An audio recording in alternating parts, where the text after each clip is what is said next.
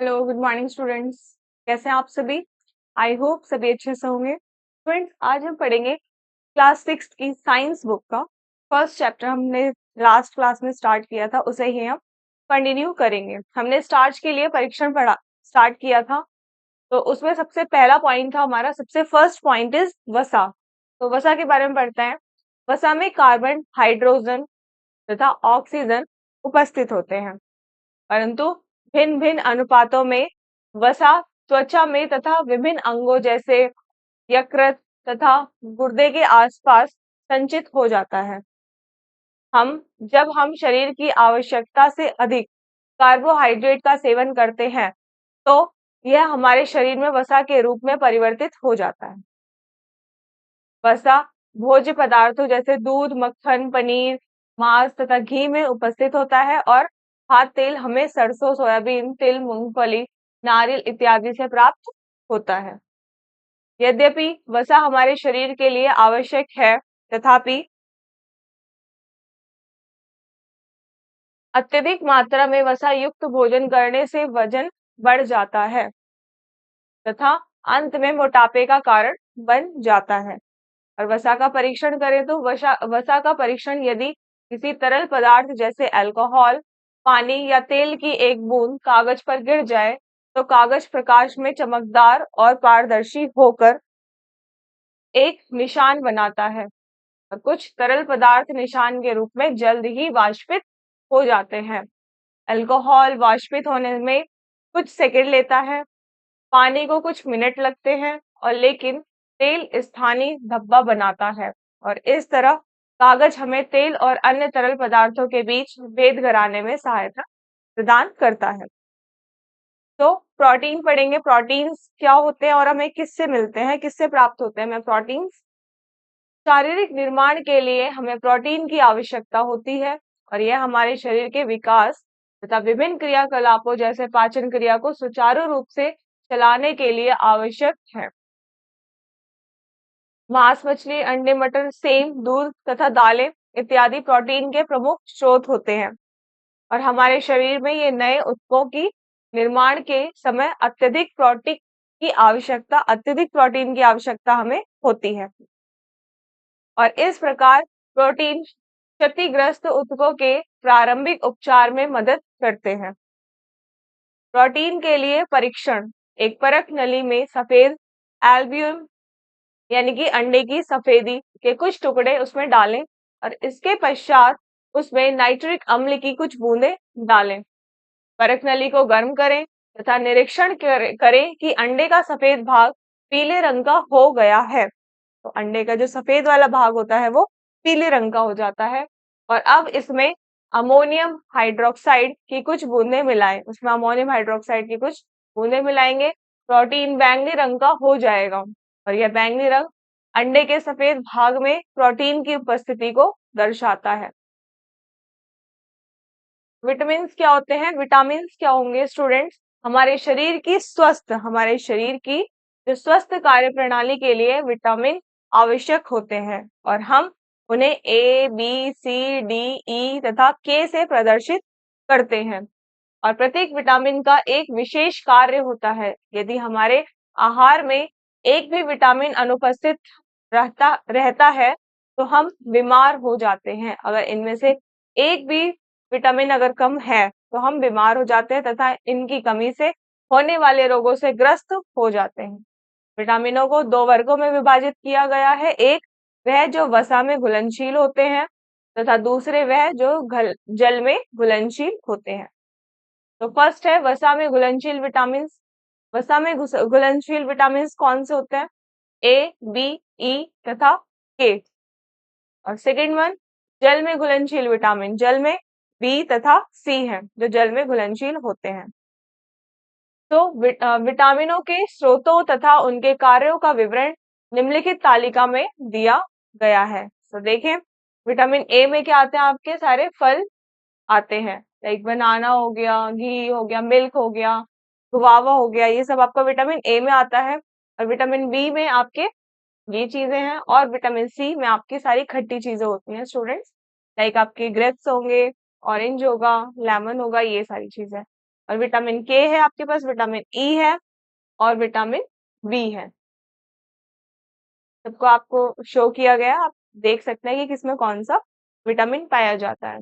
खनिज पदार्थ की बात करते हैं स्टूडेंट्स। खनिज पदार्थ क्या होते हैं? हमारे शरीर को थोड़ी मात्रा में कुछ तत्वों की आवश्यकता होती है, जैसे sodium, potassium, calcium, chlorine, iron, sulphur, phosphorus आदि। आयोडीन, इन तत्वों को खनिज पदार्थ कहते हैं।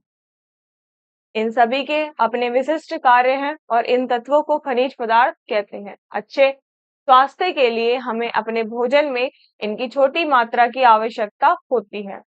खनिज पदार्थ शरीर की खनिज पदार्थ जो होते हैं वो शरीर की जो की वृद्धि, हड्डियों तथा दांतों के विकास में एवं लाल रक्त कणिकाओं के बनने में सहायता करते हैं। ये हमारे तंत्रिका तंत्र तथा संचार तंत्र के सुचारू रूप में कार्य करने में भी सहायता करते हैं। और कुछ मुख्य खनिज पदार्थ, उनके कार्य तथा स्रोत निम्नलिखित तालिका में आपको दिए गए हैं। खनिज पदार्थ देखेंगे, कैल्शियम तथा फास्फोरस के यौगिक। स्रोत क्या है इसके? अनाज, मांस, दूध, दही, पत्तेदार सब्जियां, और साधारण नमक आदि। और इसका कार्य क्या होता है? हड्डियों तथा दांतों को मजबूती प्रदान करना। लोहे के यौगिक की बात करें तो इसका स्रोत है मांस, यकृत, काष्ठफल, अनाज आदि। और इसका कार्य हीमोग्लोबिन निर्माण करना होता है। आयोडीन एक खनिज पदार्थ है, इसका स्रोत क्या है? ये कहाँ से मिलता है? आयोडीन युक्त नमक समुद्रों से प्राप्त भोज्य पदार्थ यहाँ से में मिलता है। और कार्य क्या है इसका? थायराइड ग्रंथि को श्रावण का नियम। नाउ जल आपका एक खनिज पदार्थ है, इसका स्रोत क्या है? सभी भोज्य पदार्थ। और कार्य क्या है? पदार्थों को घोलने का काम करता है, रुधिर का अवयव, ऊतक द्रव का निर्माण और जैव रासायनिक क्रियाओं के लिए आवश्यक होता है। अब सबसे इंपॉर्टेंट स्टूडेंट, जल। जल की बात करेंगे कि जल क्या होता है। जल हमारे शरीर में अत्यधिक मात्रा में उपस्थित होता है और मानव शरीर का 70% भाग जल से बना होता है। रक्त का 90% भाग जल से बना होता है और कई महत्वपूर्ण शारीरिक गतिविधियों के लिए हमारे शरीर को जल की आवश्यकता होती है। और इनमें से कुछ गतिविधियां इस प्रकार हैं। फर्स्ट है, ये हमारे शरीर में पोषक तत्वों को इधर से उधर पहुंचाते हैं। सेकंड, जल पसीने के निष्कासन द्वारा हमारे शरीर के तापमान को भी नियंत्रित करता है। और थर्ड, ये हमारे भोजन से पोषक तत्वों को अवशोषित करने में भी मदद करता है। और हमारा शरीर पसीने, मूत्र तथा श्वसन के दौरान वाष्प के रूप में लगातार जल उत्सर्जित करता रहता है और इसलिए हमें अपने शरीर में पूर्ति करने की जरूरत होती है और वरना हमारे अंदर पानी की कमी यानी कि निर्जलीकरण हो सकती है। पानी की कमी भी हो सकती है और हमें प्रतिदिन 8 से 6 गिलास जल पीने की सलाह दी जाती है। और जल के अन्य स्रोत फल, सब्जी, दूध, जूस इत्यादि हैं। खाना पकाते समय हम भोजन में भी जल का प्रयोग करते हैं। नाउ सेकंड टॉपिक है स्टूडेंट, रुक्ष अंश। रुक्ष अंश क्या होता है देखेंगे। किसी भी भोजन में मौजूद तंतु में अपचनीय सामग्री रुक्ष अंश कहलाता है। हमारे भोजन में रुक्ष अंश के मुख्य स्रोत जैसे सलाद, अनाज, सब्जियां और फल हैं। यह शरीर में जल का संतुलन बनाए रखने में सहायक होता है और यह कब्ज होने से भी बचाता है। संतुलित आहार क्या होता है? हम पूरे दिन में जो भोजन खाते हैं उसे आहार कहते हैं और आहार में विभिन्न प्रकार के खाद्य पदार्थ सम्मिलित होते हैं, जैसे अनाज, चावल तथा गेहूं, दालें, फल, सब्जियां, अंडे, दूध, मांस, मछली इत्यादि। संतुलित आहार की 3 मुख्य विशेषताएं होती हैं। कौन कौन सी?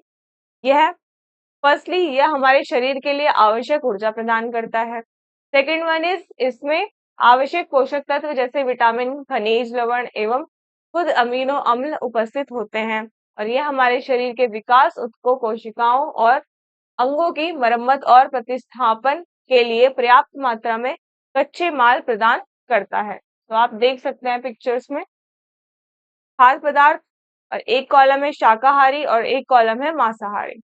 तो खाद्य पदार्थ अनाज, चावल, गेहूं शाकाहारी के लिए देखें तो 320 ग्राम में और मांसाहारी में 320 ग्राम। लेकिन इनका जो रेशियो है वो चेंज होता रहता है स्टूडेंट्स। तो अभाव जनित रोग क्या होते हैं? हमारे शरीर की समुचित वृद्धि एवं विकास के लिए हमें संतुलित भोजन की आवश्यकता होती है। यदि कोई भी पोषक तत्व हमारे आहार में आवश्यकता से कम होता है तो यह एक बीमारी का कारण बन जाता है। वह रोग जो कार्बोहाइड्रेट, वसा, प्रोटीन, खनिज, लवण अथवा विटामिन की हमारे आहार में कमी होने के कारण होता है, वह अभाव जनित रोग कहलाता है। तो स्टूडेंट्स, ये था आपका चैप्टर। आई होप आपको ये चैप्टर बहुत ही अच्छे से समझ आया होगा। Thank you.